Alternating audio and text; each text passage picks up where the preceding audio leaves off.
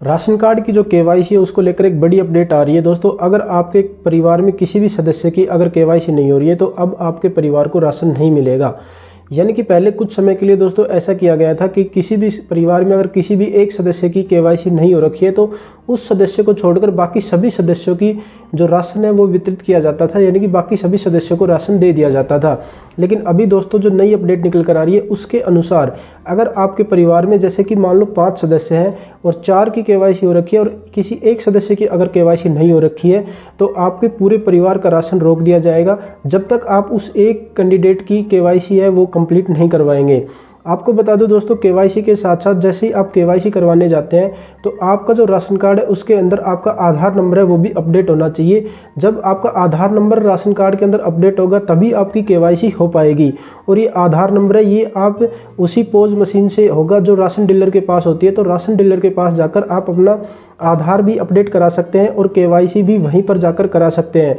अगर आप सोच रहे हो दोस्तों केवाईसी कराने की और केवाईसी आप घर बैठे या अगर आपके घर का कोई भी सदस्य है जो कहीं बाहर काम करता है, बाहर रहता है और आप सोच रहे हैं कि उसकी जो केवाईसी है वो हम OTP के माध्यम से करवा देंगे, तो ये भी पॉसिबल नहीं है।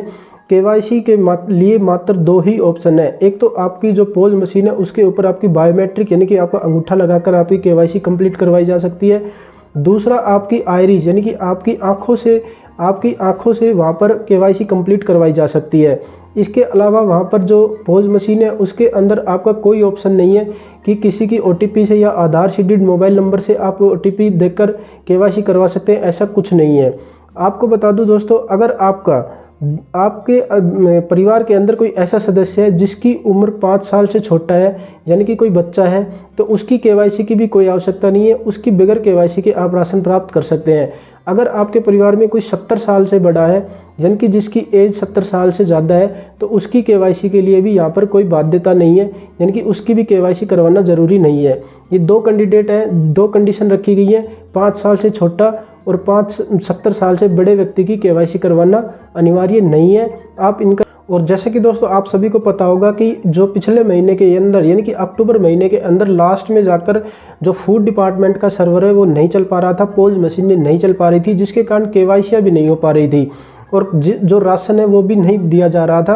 तो गवर्नमेंट ने एक गाइडलाइन निकाली थी कि जिनका राशन अक्टूबर महीने के अंदर नहीं दिया गया है वो 5 नवंबर तक अपना राशन अक्टूबर महीने का राशन प्राप्त कर पाएंगे।